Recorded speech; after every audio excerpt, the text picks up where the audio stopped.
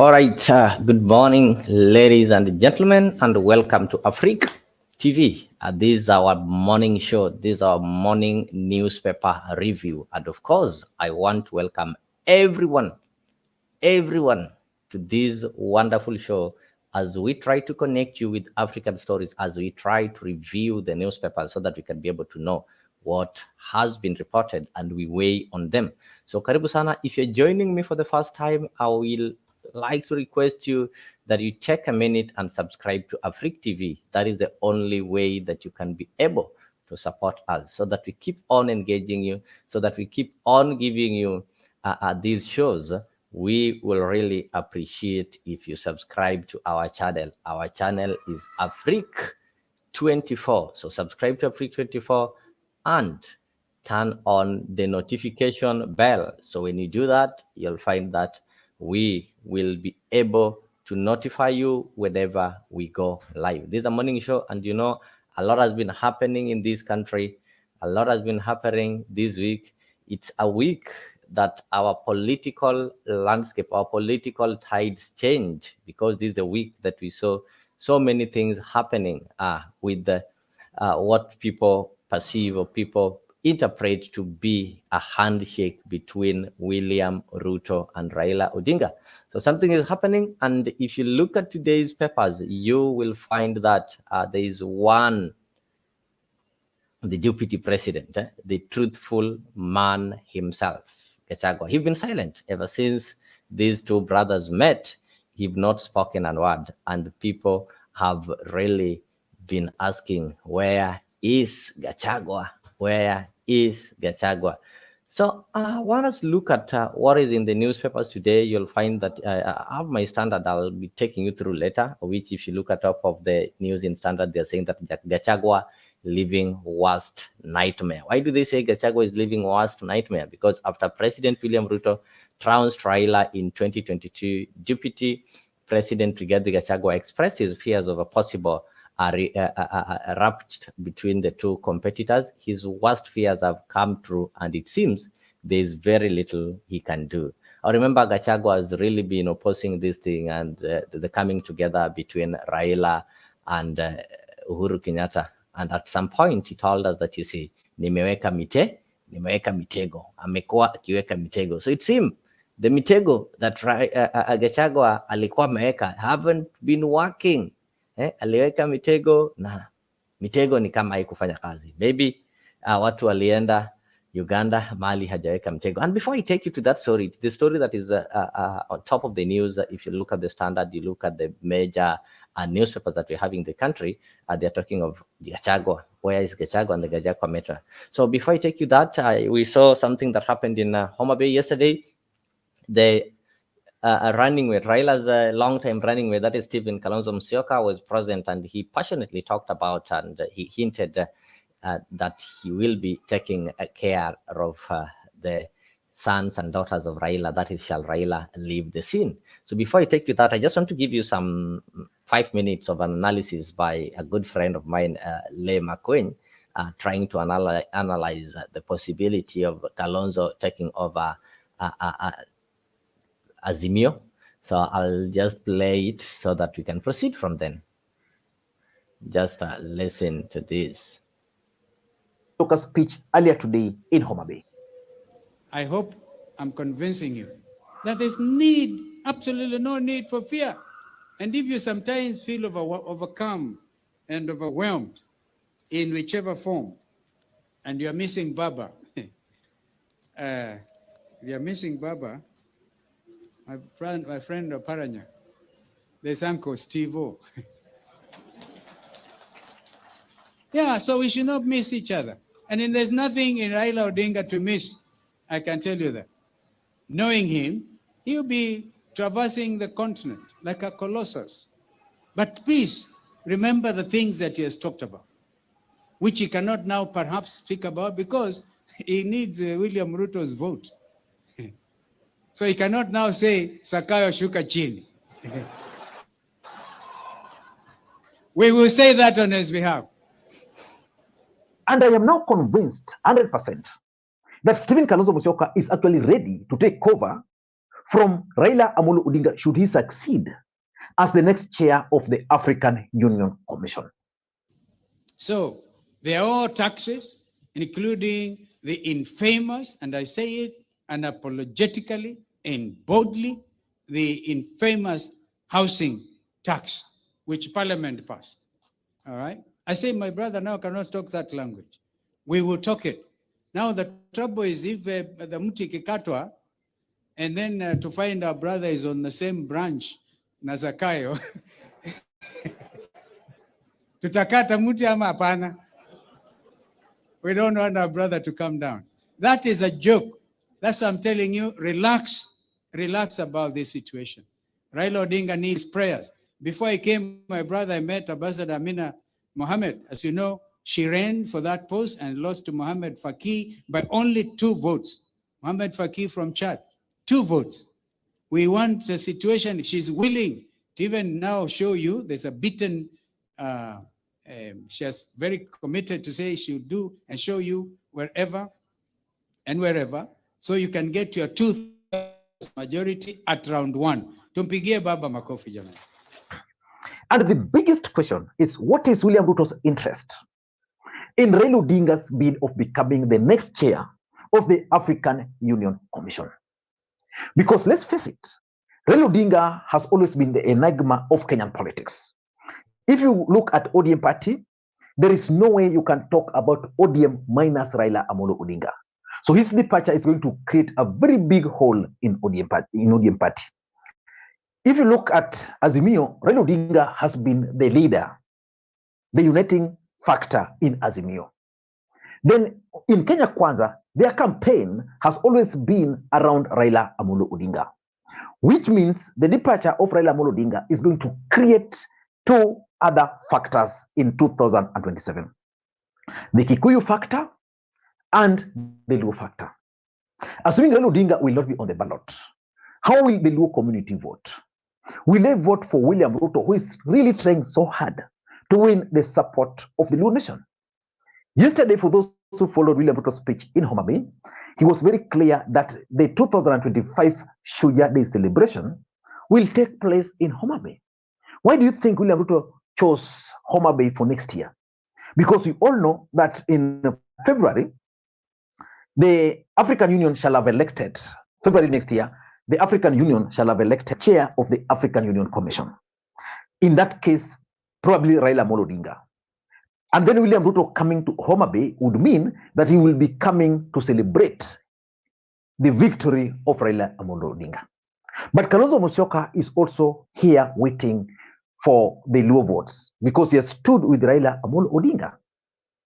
The other factor is the Kikuyu factor. If you look at the way the Kikuyu nation have always voted, because you can't talk of Kenyan politics without the Kikuyu votes. They have the numbers. If you look at their results, the presidential results of 2022, the Kikuyu nation gave William Ruto the highest number of votes. Actually, I think it must have been 40-something%, over 3-point-something million votes. And they did that because of Raila Odinga.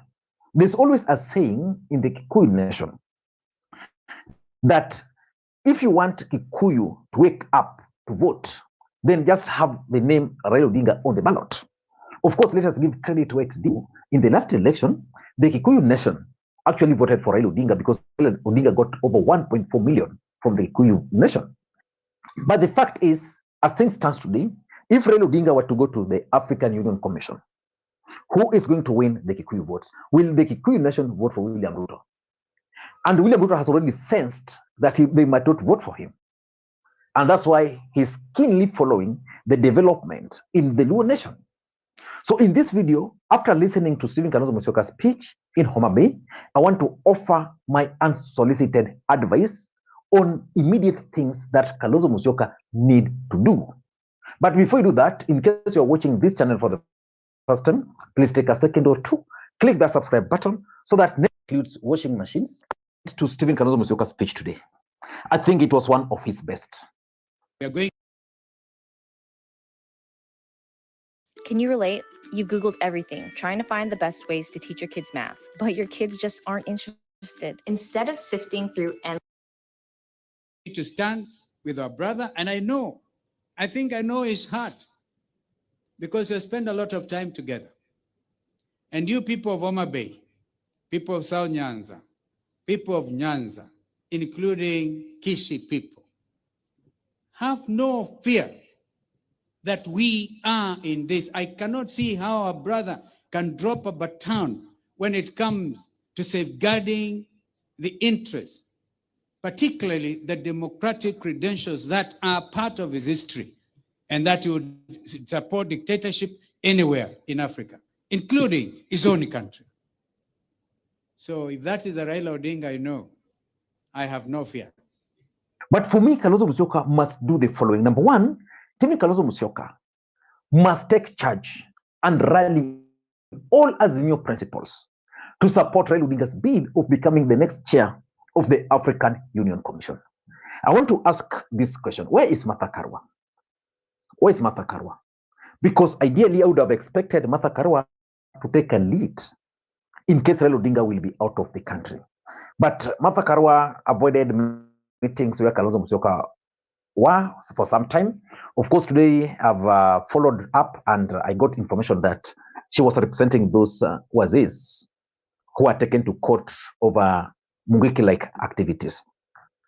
But the truth is, Kalonzo must take lead and ensure all the Azimio principles are speaking one language as far as Raila Odinga's bid is concerned. Because there was the story that Uhuru Kenyatta wanted that seat and that probably is not supporting it fully.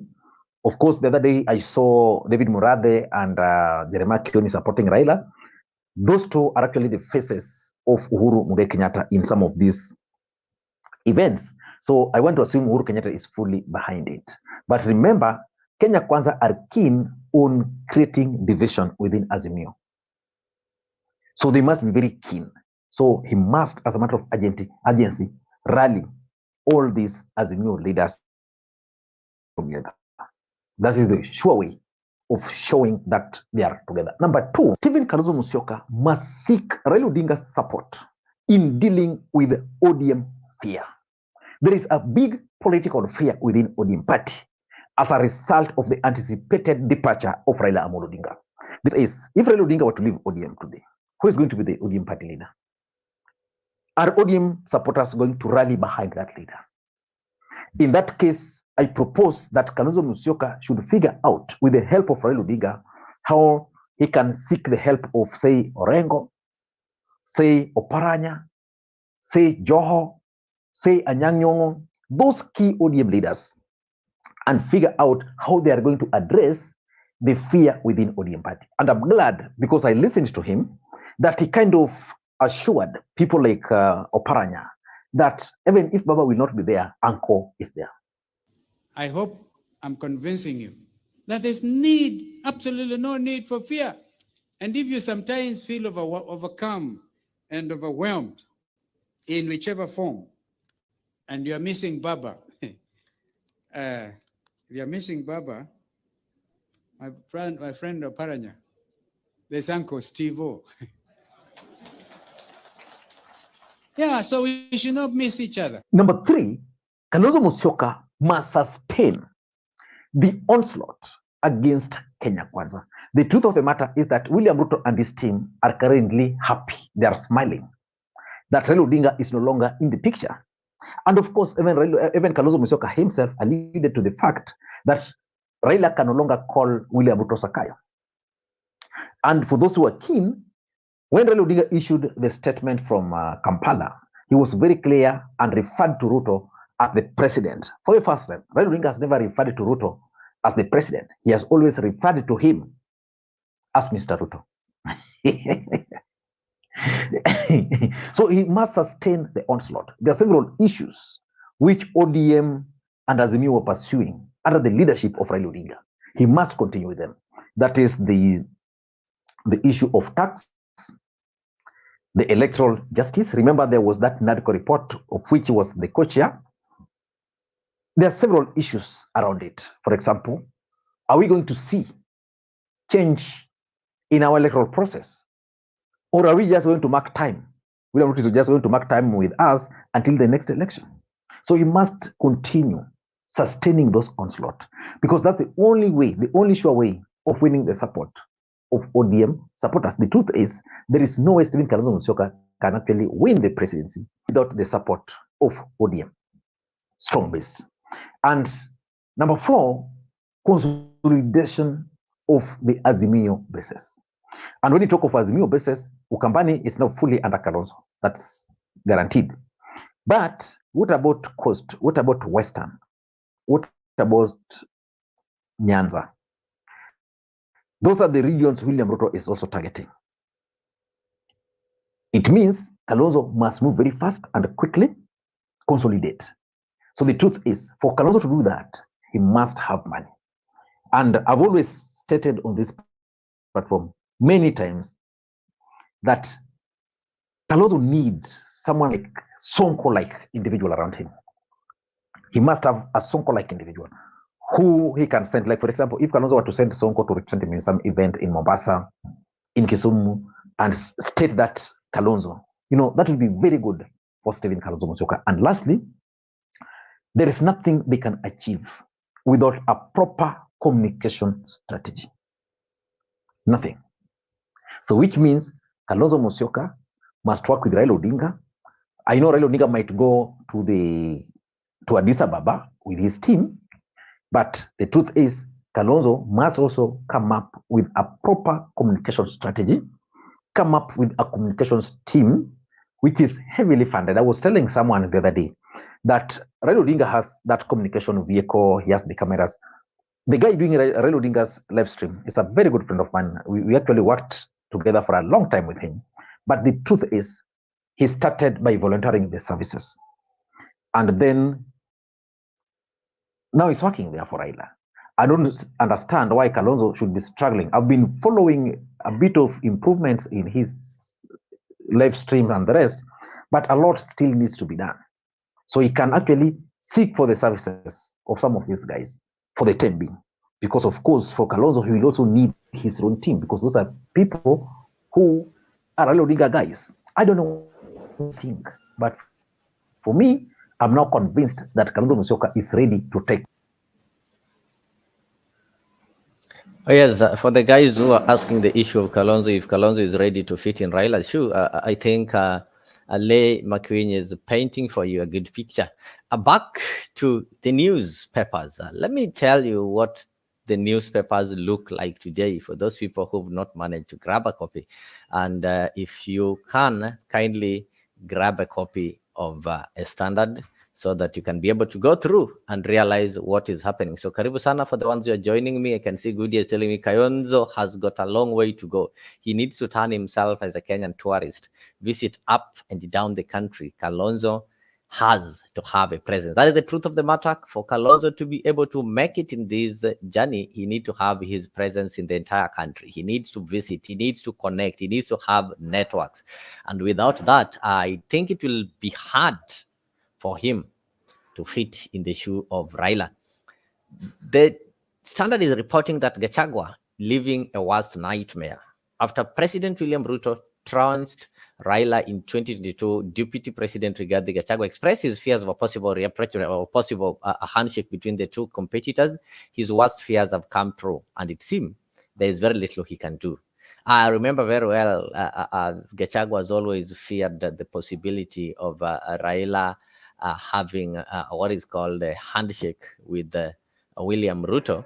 So until up to a point that he said that ameweka, how do you call it? He said ameweka mtego. So it seemed that hii mtego yenye alikuwa ameweka ni kama haijafanya kazi.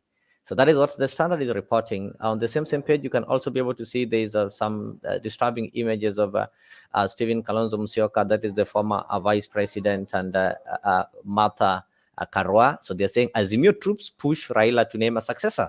So Azimio leader Raila Odinga has downplayed mounting pressure in the coalition to have him name a successor as his focus shifts to his bid for the African Union Commission. We're going to get that story in page 7. Irony of government hostile to media, and there is folly of quitting a job. So Let me look at what is reported in the second page of the standard. The second stage of the standard is talking of the medical cover for teachers, get boosters more keen, set to benefit. So there is, you saw some public participation taking place, and there are some consultations whereby MPs were asking the implementers of this health insurance scheme some hard questions based on those people who are true Africans and have decided to marry more than one wife. So this is what the standard is reporting. The two married teachers will each be considered a principal member, hence able to separately enroll up for 4 children in the scheme. So if you are a teacher and you marry your fellow teacher, they are going to consider you as a principal member. So you can be able to separately enroll up to 4 children in the scheme, something that was not happening before. Then contentious requirement for tutors to co-pay for each of their hospital visits has also been removed. So teachers may now enroll up to 8 children in the multi-billion medical scheme. Details of the enhanced medical scheme reveal that if 2 teachers are married, each will be considered a principal member, hence will be able to separately enroll up to 4 children in the scheme. So this means that each couple will have a maximum of 4 slots for their children to benefit for the scheme. So this is a good news for those people who have more than 4 children. You can now have up to 8 children. So ensure you marry a teacher if you are a teacher, so that you can be able to separately enroll these children for the scheme. That is good. Over there, Kupet gives Teacher Service Commission 14 days to ultimatum to refund housing levy deduction. Yeah, so this housing levy is still bringing problem. Pressure is mounting on the teachers' employer to refund up to 30,000 to the highest paid teacher deducted as housing levy from July last year. So Kenya Union of Post-Primary Education Teachers, KUPPET, yesterday gave the Teachers Service Commission 14-day ultimatum to refund the housing levy or face legal action. So KUPPET termed the deduction as a blatant disobedience to court orders by Teachers Service Commission. There's no reason absolutely that the commission can alienate teachers' money without a legal foundation. The superior courts have pronounced themselves, and it is in public domain. They can't claim they don't know the orders, and for that reason, they have to return the money. So remember that this issue of the affordable housing fund, the court declared it illegal, and those people who had already paid for it are supposed to get their money refunded back. So Teachers Service Commission have been given up to how many days? 14 days to refund that money, or they face some legal action. That is standard page 2. What is happening in other places? Ethiopian premier visits Kenya to blossom relationships. Yes, yesterday you saw the Ethiopian prime minister, that is Abiy, Ethiopia's prime minister Abiy Ahmed Ali is in Kenya for a 2-day state visit. So President William Ruto and First Lady Rachel Ruto hosted Dr. Abiy and his wife Zina Tayachiu at the State House, where the Ethiopian premier received a 19-gun salute and inspected a guard of honor of the Kenya Air Force. So the two heads of government and their delegations held bilateral talks at the State House before heading out to inspect the Kenya Electricity Transmission Company, KETRACO, Suswa converted station in Narok County. So in social media post, Dr. Ruto said Abiy's visit will cement ties between the two Eastern African nations, describing it the long-standing relationships of the neighbors as the bedrock of shared prosperity. So Ruto received his colleague at the Jomo Kenyatta International Airport on Tuesday. That is, then they officially opened the SAMSOS of Kenya Export Processing Zone Limited Nairobi Delivery Center. So the Prime Minister is in this country, and they are here to have some bilateral talks and see how the two countries, that is Kenya and Ethiopia, can work and cooperate together. So that is what is happening. Let's look at the next page, page 3. Page 3 is reporting that 2 women battle over final resting place of centenarian. So these things still happen. First wife claims that she married Kamuta in a church wedding, hence he was not available to marry a second wife. Yeah, it's true. When you marry in a church, with the church laws, you're not allowed to marry 2 wives, because the church advocates for marriage of 1 wife. I don't know why, because if you read the entire Bible, it has got so many stories of those people who are polygamous. I don't know why pastors are deciding to limit us. Yeah, the pastors are deciding to limit us and they don't want us to marry more than one wife. But if you read the entire Bible, it has got a story. It's full of stories of polygamy. So this first wife is claiming that because the husband married her through church, the husband should not marry another wife. But legally in Kenya, you're allowed to marry more than one. That is according to the laws that actually, that is what sometimes you normally thank the president, the former president Uhuru Kenyatta, for allowing men to add some helpers.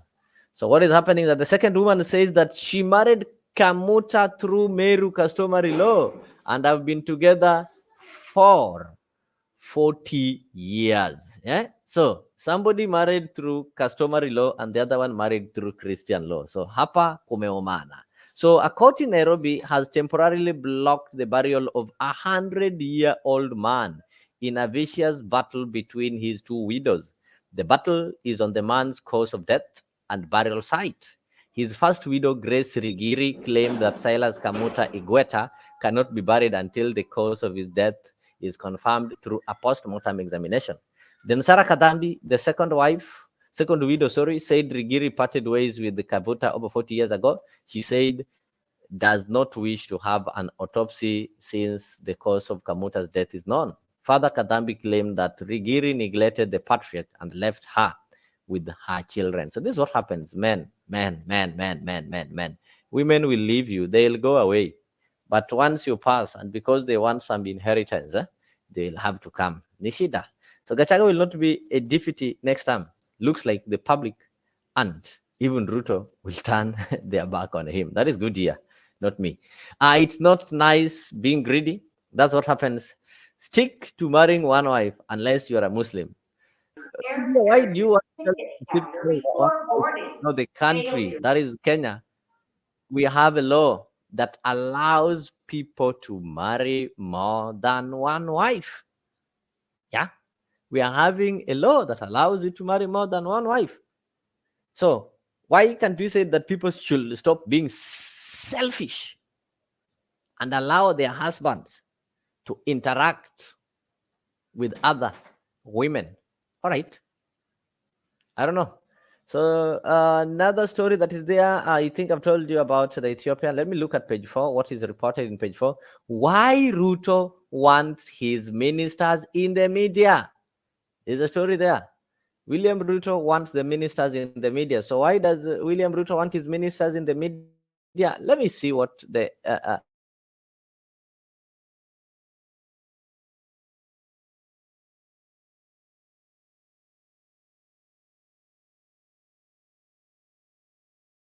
correspondence from the office of the Prime Cabinet Secretary Musalia Mudavadi to Secretary to the Cabinet Mercy Wanjau reveals the irony of a government that has lost mainstream media but wants to use it to keep in touch with its citizens. Unically, this is a government that has been criticizing the mainstream media and calling them names. I remember the other time even Korea used some unprinted words describing nation. Akasema wale malaya wa Aga Khan. Now they want to use the same media to advance and advertise what they've been doing. So the circular drafted by Mudavadi's chief of staff, Joseph Busiega, says government projects are poorly understood, due to the failure by ministry officials to engage the media. One contributing factor to the negative publicity surrounding the national government was reluctance of cabinet secretaries and principal secretaries to engage with the media.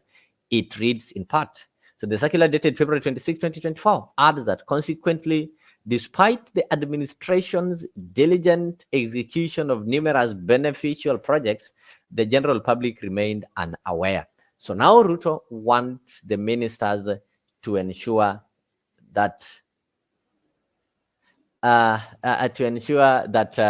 their projects are well articulated in the media. I think this is a good idea. Sometimes the government is doing some things that it's only through media where the citizen can be able to interact with the government projects and to know what the government is doing, where, how, when, and why. But if the media doesn't chip in to advertise and inform the citizens of this, that is why people saying that the government is not working, simply because they are not aware. If you can remember, the previous government had a certain portal that was called, I think, Government Delivers. So in that portal, you will just log in and know what the government has done.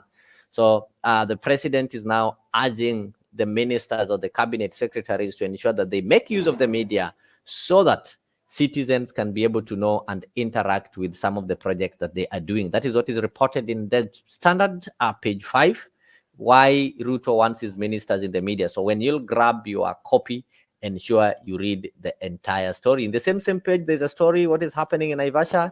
A mother is fighting for her life after husband attack. So I think Kenyans need to talk.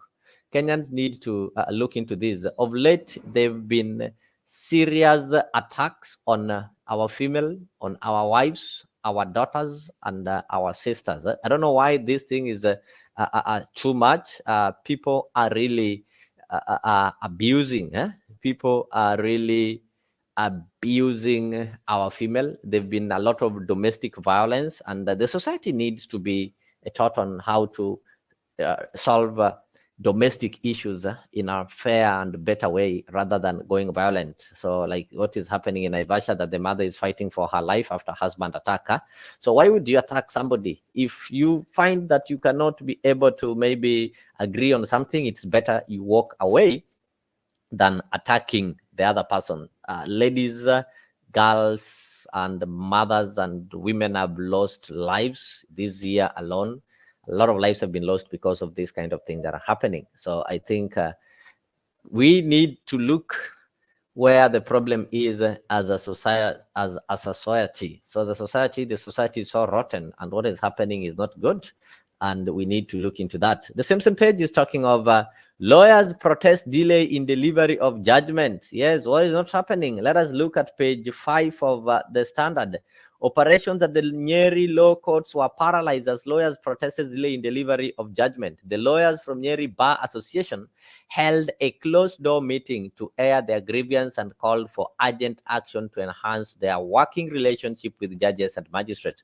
They complained over delay to conclude matters at the High Court, where Justice Martin Muya is overwhelmed after the transfer of Ladies Justice Florence Muchemi. It seems we have some a deficiency in judges. We don't have enough judges, so the cases are delaying. And remember, they normally say, if you delay a case, it's like justice delayed is justice denied. So the lawyers over there were protesting. Kindiki outlines new measures to secure county after MCA killings. Was he supposed to wait for the MCA to die is when he come up with the measures? I don't know. This is what is happening. Interior Cabinet Secretary Kithure Kindiki has announced a fresh security operation in Samburu County to restore peace. Why is this one is happening?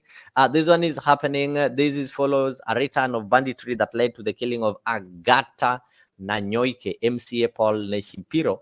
Professor Kindiki directed that permanent security operation be mounted in the region until calm is restored. So the problem is that the government that we're having is a government that is reactive. They react once something has happened, but they don't prevent it from happening. So let us hope that peace is going to be restored in the entire country, so that we are not going to hear, or we are not going to have some killings that we've been seeing. Goodyear is telling me that business, media, and politics go hand in hand. Yes, it is the media that normally tell people what is happening, and they can hype. They can destroy you, they can build you. Some photos there of after a season of chest thumping, DP's worst nightmare comes to life. This is the story that we are waiting for. After a season of chest thumping, the deputy president's worst nightmare comes to life. Which nightmare is this? The deputy president have been chest thumping and telling people, oh, you see, ni shareholders, tutashughulikia hawa wengine, alafu ndio twende kwa wale wenye hawana shares. So what is not happening? Let us see. The deputy, he was so worried of a possible handshake between Raila and Ruto, and it seemed this thing is happening. So what is he going to do? What is the deputy president going to do? Shall the fears be confirmed? Shall it be confirmed that actually Raila is now working with William Ruto? So that is what is happening. And let me see what the Standard managed to report. Yes, Opposition chief Raila Odinga has a knack of making his story repeat itself in Kenyan political landscape, owing to his ability to worm his way to power and even the presidency at the expense of deputy and a vice president. It is the kind of brotherhood that Raila develops with the presidents after hotly contested presidential polls that has over the years made the occupiers of the second most powerful office spend sleepless nights. After President William Ruto trounced Raila in the 2022 polls, Deputy President Rigathi Gachagua expressed his fears of a possible reapportionment between the two competitors. Gachagua fears in March last year were triggered by a ceasefire that was declared by Raila after weeks of violent street protest, during which he almost managed to make the country ungovernable over what he called a stolen election. The deputy president was aware that Raila has always ellipsed the vice and the deputy president and was apprehensive and dismissive of the national dialogue talks. He at one time suggested to the government representative to abandon the talks, describing talks as a waste of time. Nothing will come out of these talks. It's a waste of time, I'm telling you. As the deputy president of the Republic of Kenya, Raila wanted us to give a share of the government and handshake, but we refused. That he asked for 3 positions for ambassadors, and we refused. Gachagua said on August 23 when he attended the burial of Mwala MP Vincent Kawaya Musyoka's mother and Musawe. So on March 19, while speaking during an interdimensional church service in Kapsabet showground in Nandi, Gachagua said he will not allow Raila to have an advantage and shake hands with the president. So this man is trying to force a handshake, and they have placed traps, mtego, around State House. So where whoever is seen is grasped because we don't allow him. So what is happening? These fears are coming to reality as these two gentlemen were seen together. So Gachagua is left a worried man. I don't know what is your take. Do you think that Gachagua's relationship with William Ruto will be intact? Will William Ruto still consider him in 2027 as a deputy president? Or do you think William Ruto will go elsewhere and leave Gachagua? That is a story of that time will tell. Raila displays succession war in Azimio. Yes, they've been pushing Azimio so that Raila can be able to name his successor. Even yesterday, you heard it from Gilu, you heard it from everybody, but Raila downplayed it. I just want to play for you what Gilu said and maybe how Raila responded to that. Gilu asked Baba to panga them. Charity Gilu yesterday in Homa Bay asked Raila how amejipanga na wale watu wa Azimio. So I'll get you that video so that we can be able to see if Raila is ready to give direction on who is going to inherit him or who is going to be in charge of the Azimio. That is the issue that has been there. And these guys are now asking Raila, what next? Thank you. Thank you so much, Mheshimiwa, Your Excellency Governor Gladys Wanga. I think what was left by my colleague, former colleague, is after 10 years, what next? You'll be the president of Kenya. He didn't want to say that. And why not? So I think I've finished for you. Your Excellency, Raila Amolo Odinga, our Prime Minister, Your Excellency, Vice President Stephen Kalonzo Musyoka, Your Excellencies, governors sitting here, my former colleagues, members of parliament, we have traveled all that way before. It's a great day today that we are meeting here in Homa Bay to see the great work that Her Excellency Governor Gladys Wanga has done. I was sitting here and wondering, this is your second year as the governor of Homa Bay. What will you be doing in the next 8 years? Because it seems like you have finished everything in 2 years. However, let me say that Homa Bay people, you're really very, very lucky to have a governor like this, who is connecting international investors with your local selves and looking at the potential that you have here and looking at the resources that you have here and dealing with the issues that are actually affecting you. The poverty levels in this country will be addressed and addressed well by us all coming together and ensuring that we can use the resources that are available to us. You have all the resources here. Maybe I can say for you to get out of poverty, the only thing that you are lacking is strong, good leadership, like what is now being provided for by Her Excellency Gladys Wanga. I looked at the number of investors that she has brought here in Homa Bay, and I said, who else could bring such great investors in Homa Bay, including all the social activities that need to be carried out, healthcare, agriculture, looking at the things that we have here.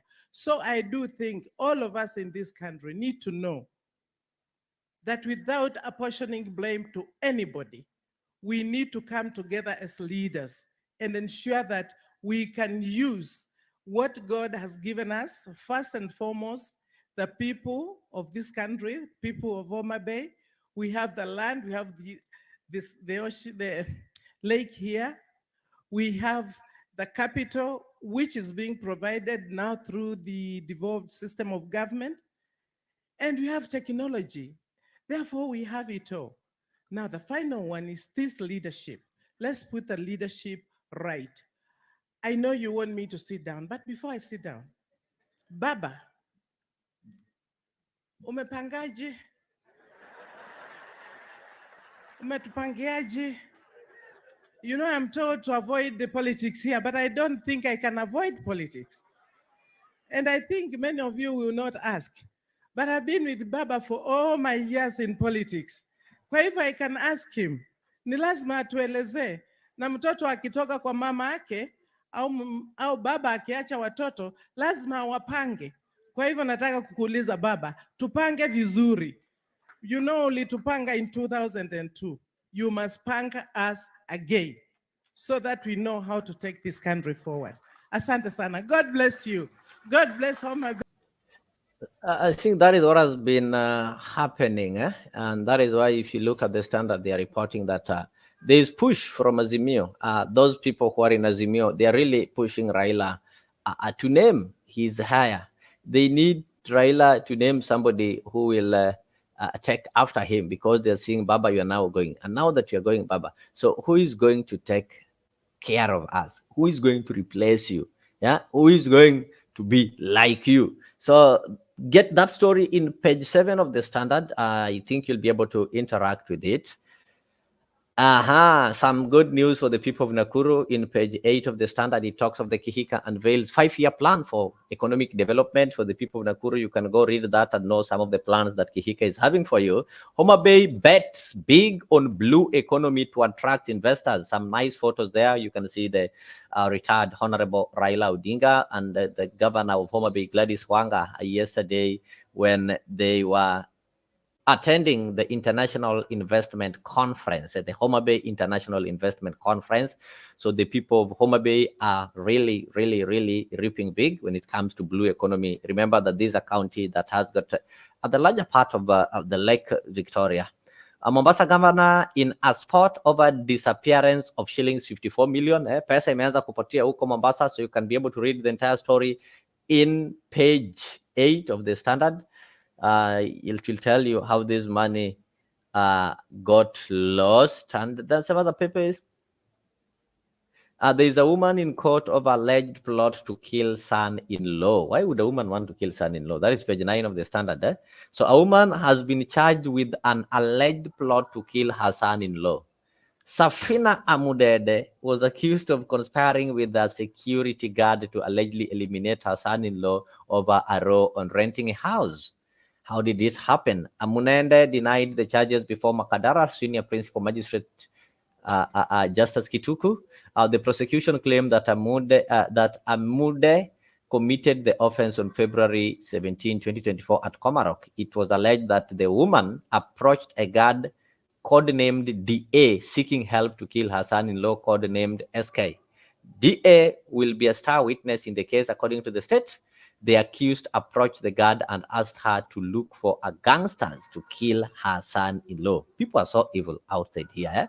The court heard that Amudede allegedly explained to the guard that the complainant and his wife had been having domestic issues, including children custody case, which is yet to be resolved in court. The accused, according to the particulars, was not happy when she was advised by the son-in-law to move out of their home and rent her own house since she was invading their privacy. The guard was later advised to farm the accused that she had found a hit man. What? Somebody is planning to kill the son-in-law simply because the son-in-law amesema toka kwangu, you guys, you are invading my privacy. So people are so evil. So you can read that story and more. Let me see another story. Okay. Sunshine and Kabarak hold feats for top scores in KCSE. I think that's a story that you can go through. Which other story? Let me see any other story that is interesting. You will get your copy and you'll go through even the opinions. Like it's betrayal in the city as Raila and Ruto shake hands. That is according to Elias Mokwa. So you can be able to read that story later on. And there's a cartoon there. There are some two hands that are shaking, a blue and the green and the orange. That is the Azimio shaking hands with the Kenya Kwanza there. Then good rebounds. Baba AU, Rao for AU. Everybody is talking of AU, AU, AU, AU, AU, AU, AU, Baba for AU, Baba for AU. So these and many, many more stories you will read when you grab your Standard on Thursday. What I was doing, I was just giving you highlight. I was just taking you through what is in the Standard or what is in the newspaper, so that when you get your time and buy your own newspaper, you will be able to read through and get to know some of the trending stories in the country. Apart from that, let us meet in the evening as we are going to have our political talk show. That is where we discuss much of what has happened in Kenyan politics.